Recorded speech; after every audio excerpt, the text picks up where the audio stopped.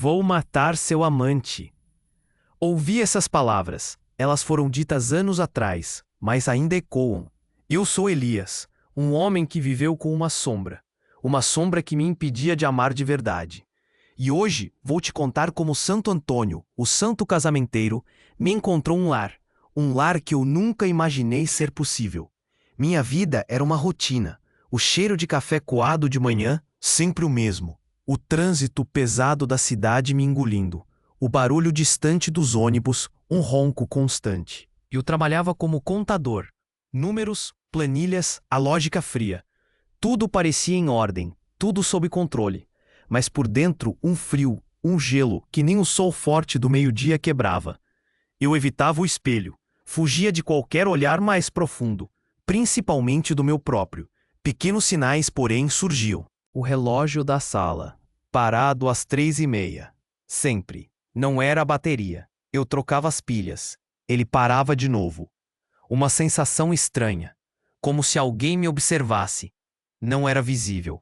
Era um peso invisível na nuca. Eu sentia o ar mais denso de repente, mais pesado. Às vezes, um zumbido agudo, dentro da cabeça, como um enxame de abelhas furiosas. Minhas mãos suavam frio, o coração batia forte, um tambor descompassado no peito. Um suor gelado escorria pelas costas. Eu respirava fundo, mas o ar parecia raspar a garganta. Uma dor no peito. Não era infarto, era outra coisa. Um pânico, silencioso e familiar. Eu parava, o mundo embaçava, as bordas se desfaziam, o som da rua sumia. O silêncio, ele não era calmo, era um grito mudo. O tempo esticava. Cada segundo uma eternidade. Eu estava lá de novo, naquele lugar, naquele dia. O cheiro de mofo, da madeira antiga da igreja. O pólen no ar, ele arranhava meu nariz.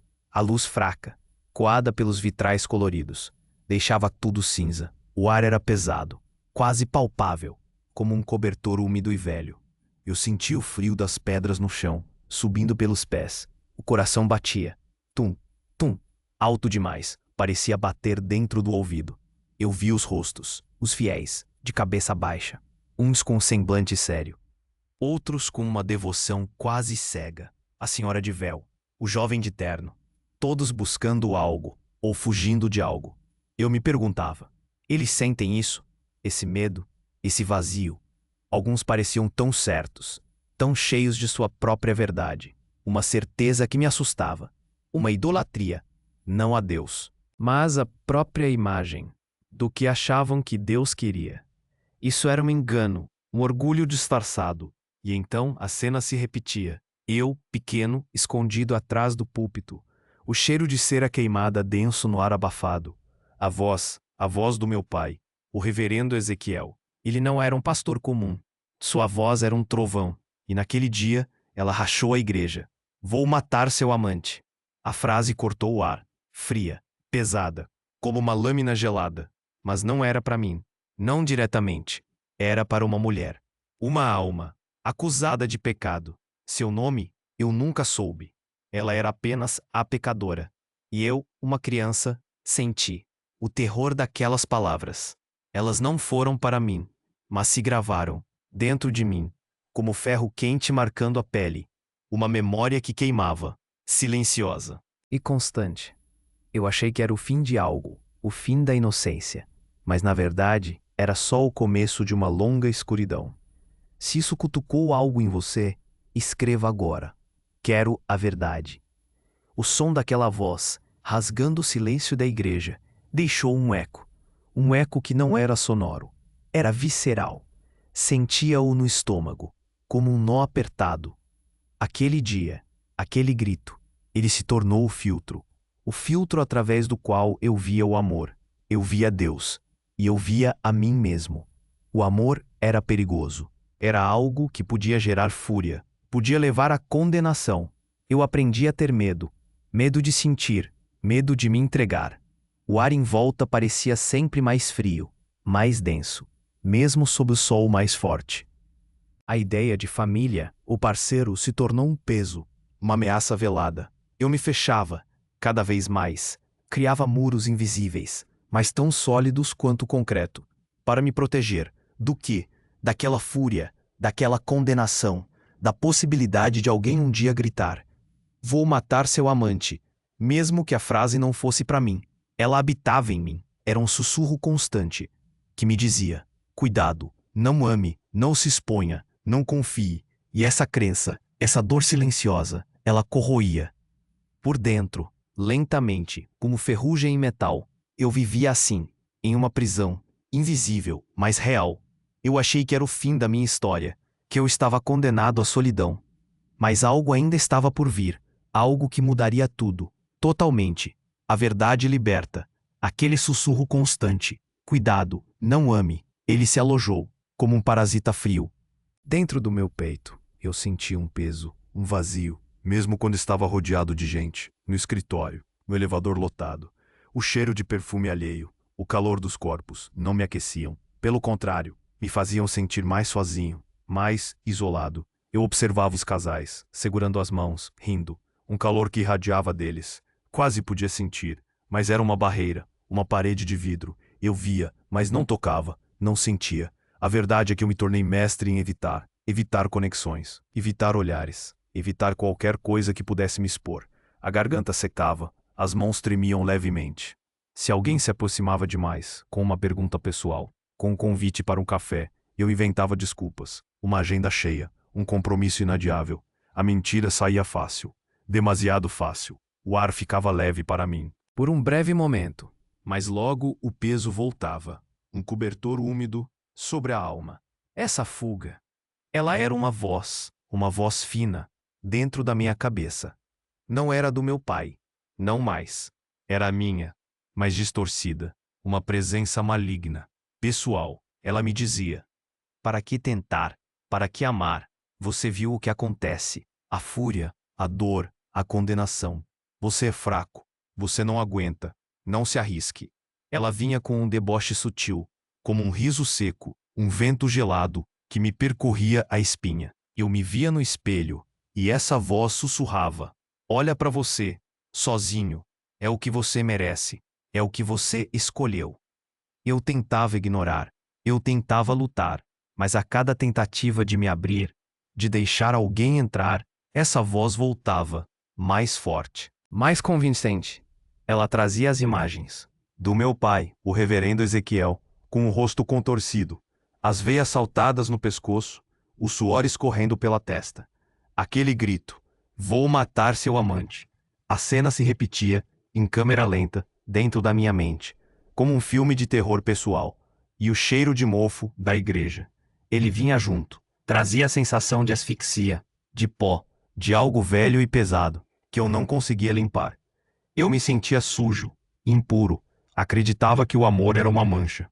E eu não queria manchar ninguém. Se você já sentiu esse chamado, diga. Abre meus olhos. Eu me lembrava de um dia. Estava em casa, olhando para uma foto antiga. Minha mãe, jovem, sorrindo, com um vestido florido. E eu, pequeno, no colo dela. O sol entrava pela janela. Aqueceu meu rosto. Por um instante, senti um calor, uma ternura. Mas então, a voz, aquele sussurro, ele veio. Ela te amava. E olha o que aconteceu. A dor que ela sentiu, por causa do amor. Você não quer isso pra ninguém, não é? Minha mãe, ela nunca foi a mesma. Depois daquele dia, depois da fúria do meu pai, ela se fechou, também, como eu. Seu sorriso murchou, virou uma lembrança distante. Eu comecei a ver, nela, em mim, o reflexo daquela condenação. Não era só o medo do que o amor traria, era também a crença de que eu era o problema, que havia algo de errado comigo, que a capacidade de amar, que eu sentia, por dentro, era uma fraqueza, uma porta aberta para dor, para fúria, para perda. Era uma faca de dois gumes. Eu me vi, de repente, um espelho do que eu mais temia, o reverendo Ezequiel. Não na sua fúria, mas na sua incapacidade de amar sem julgar, sem condenar. Eu estava me tornando ele, por dentro, um juiz severo, de mim mesmo e dos outros. Esse era o meu segredo, o peso que eu carregava, a autoacusação silenciosa. Eu fugia do amor, porque eu via como uma condenação. E eu me condenava, por sentir, por querer, por desejar o calor que via nos outros. Meus ombros estavam tensos, minha mandíbula travada, o corpo todo em alerta. Eu estava sempre esperando o próximo grito, a próxima fúria, o próximo veredito, mesmo que ele viesse de dentro de mim. Era uma prisão, construída com as minhas próprias mãos, tijolo por tijolo, com o medo. E a culpa?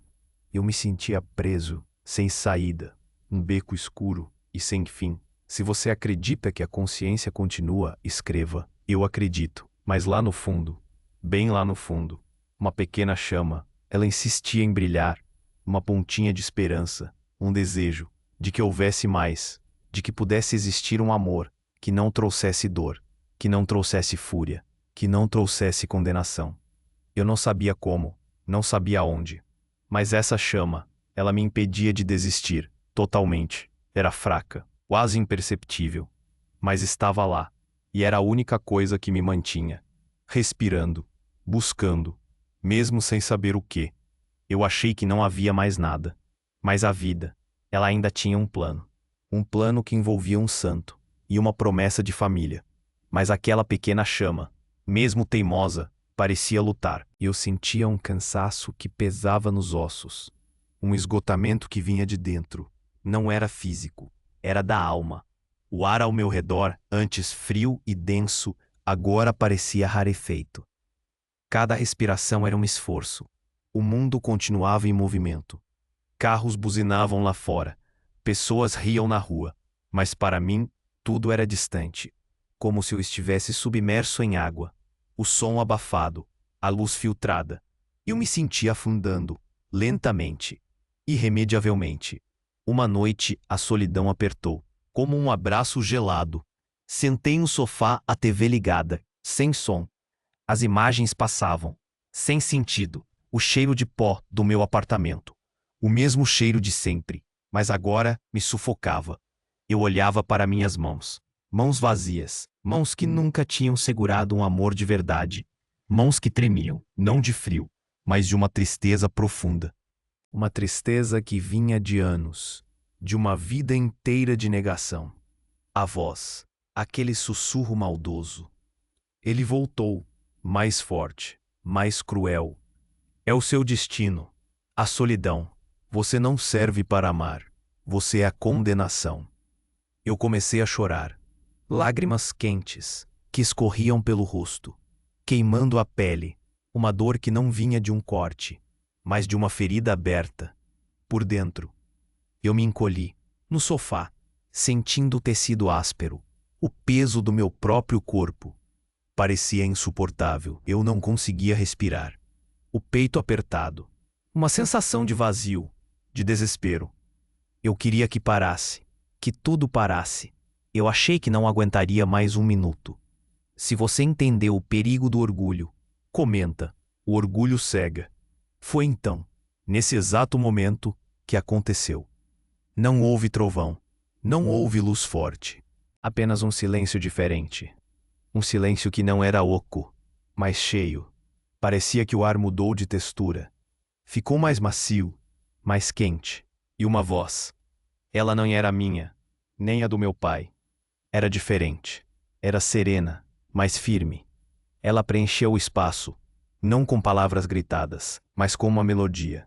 Uma melodia que acalmava, que me abraçava. Elias, o amor não é fúria. É um dom que cura. Eu parei de chorar. O zumbido na minha cabeça sumiu. O peso no peito, ele se dissolveu, como neve ao sol. Eu sentia um calor que vinha de dentro. Não queimava, acolhia. A voz continuou. A condenação não vem de Deus. Ela vem do medo, do engano. Você é amado. Você é digno. As palavras eram como um bálsamo. Era a ferida que eu carregava. Elas reordenavam tudo. O mundo. A mim mesmo. Aquele grito do meu pai. Ele não era verdade. Era apenas a dor dele. O que eu sentia não era maldição. Era a capacidade de amar, que eu tanto temia. Eu entendi, naquele instante. Eu me rendi àquela verdade. A clareza veio, não como um raio, mas como um amanhecer suave. A dor, ela ainda estava lá, mas agora, Era uma dor que libertava, uma dor que fazia sentido. Eu não era a condenação, eu não era o medo. Eu era o amor, que eu sempre tive, mas que escondi por tanto tempo. O veredito, ele pesava, mas era um veredito de misericórdia, não de julgamento. Eu me senti leve, mais leve que nunca. O cheiro de pó, ele sumiu, substituído por um aroma fresco, como o de terra molhada, depois de uma chuva de verão. Se precisa romper com engano, escreve: livra-me do engano. A sensação física de voltar, de estar no meu corpo, ela veio, devagar, as luzes miúdas da cidade. Elas brilhavam através da janela. Não eram distantes, eram reais. Eu podia ouvir o trânsito, o ronco dos ônibus, mas agora não me engolia. Apenas existia. A consciência, ela continuava pesando. Sim, mas de um jeito diferente. Era o peso da responsabilidade, de quem viu a verdade e não pode mais ignorá-la. O relógio da sala, ele ainda estava parado, às 3:30. Mas agora, não era um sinal de pânico. Era um lembrete de que o tempo, aquele tempo elástico, ele tinha um propósito. Ele me trouxe até aqui, até este momento, de clareza e de redenção. E eu sabia que a partir dali, minha vida seria outra, totalmente.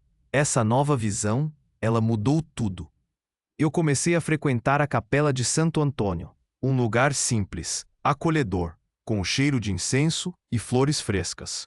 Ali eu me sentia em casa. A fé não era a fúria do reverendo Ezequiel, era a serenidade, a aceitação que eu via em Dona Aurora. Uma senhora que sempre me recebia com um sorriso. Um Deus de misericórdia, de abraço, não de condenação. Eu me senti escolhido, não para carregar a culpa, mas para ser um testemunho da graça, da libertação. A libertação veio ao aceitar que a minha capacidade de amar, aquela que eu tanto temia, era um presente, um dom, não uma maldição.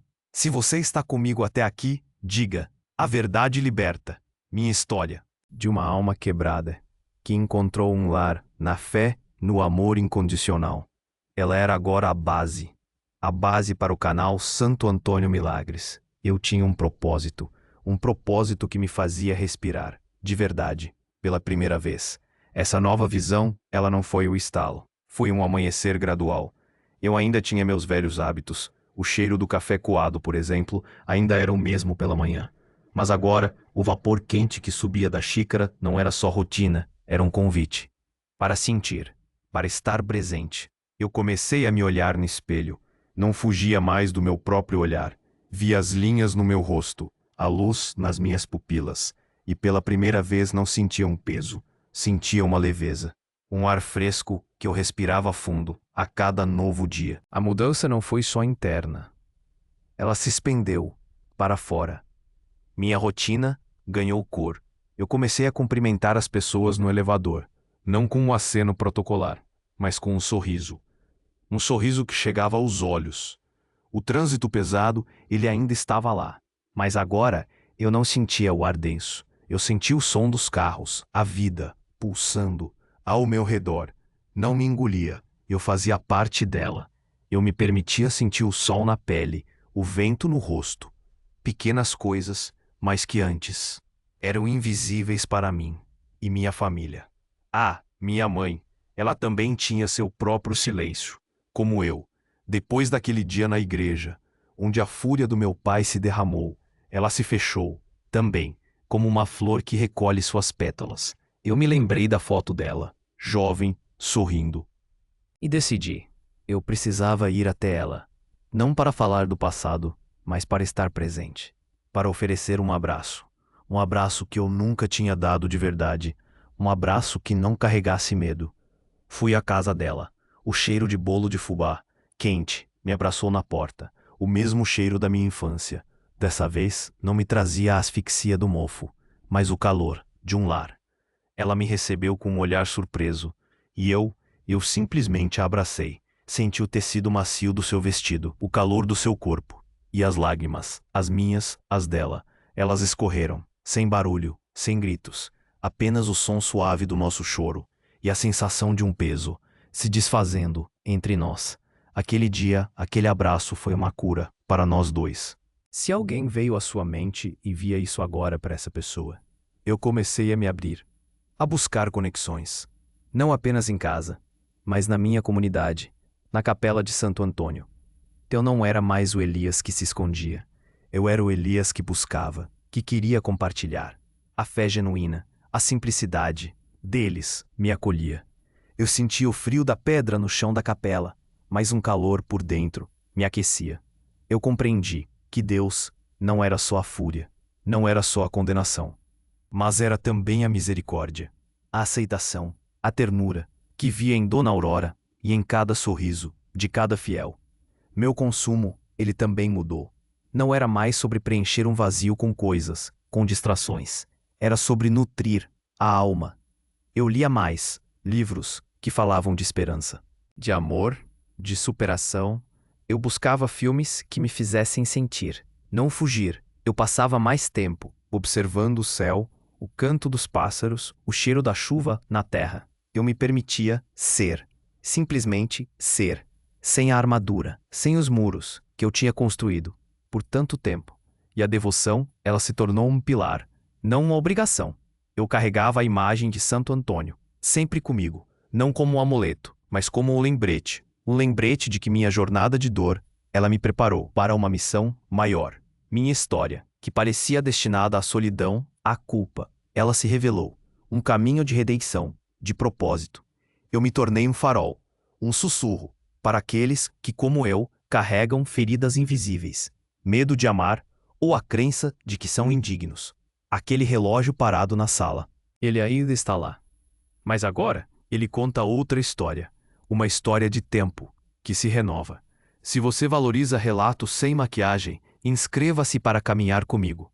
Eu entendi que a dor, ela não era uma punição, era uma escola dura, mas que me ensinou o valor da compaixão, da empatia. Eu podia olhar para trás, para aquele Elias cheio de medo, e sentir ternura, não vergonha.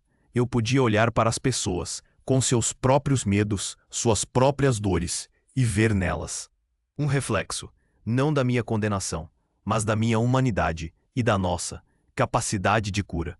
Eu comecei a falar, a compartilhar a minha história, não com a voz do meu pai, mas com a minha, com a voz do Elias, que aprendeu a amar de novo e a acreditar na força do amor em todas as suas formas.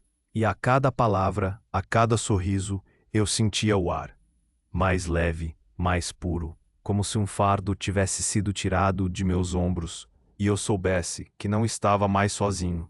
Nunca mais.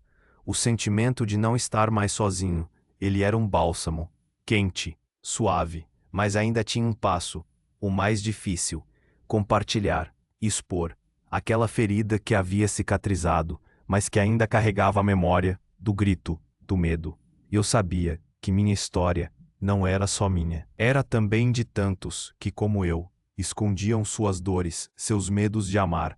A primeira vez que eu abri a boca para contar foi em um círculo de oração, na capela de Santo Antônio. O cheiro de incenso, misturado ao cheiro de café, a luz amarelada das velas tremulava no rosto das pessoas. Eu sentia minhas mãos suarem, o coração batia forte, um tambor dentro do peito, a garganta seca, como um deserto.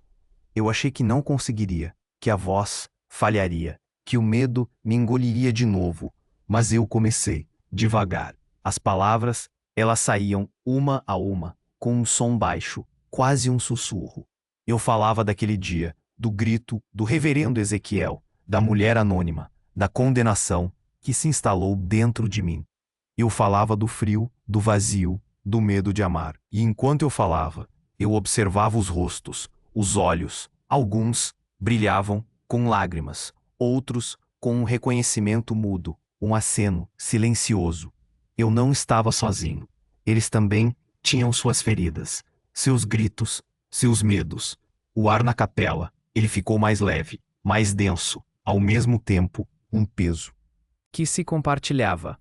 Virava leveza. Eu senti um calor, não o calor das velas, mas um calor que vinha das pessoas, que me ouviam, que me acolhiam, sem julgar, sem condenar.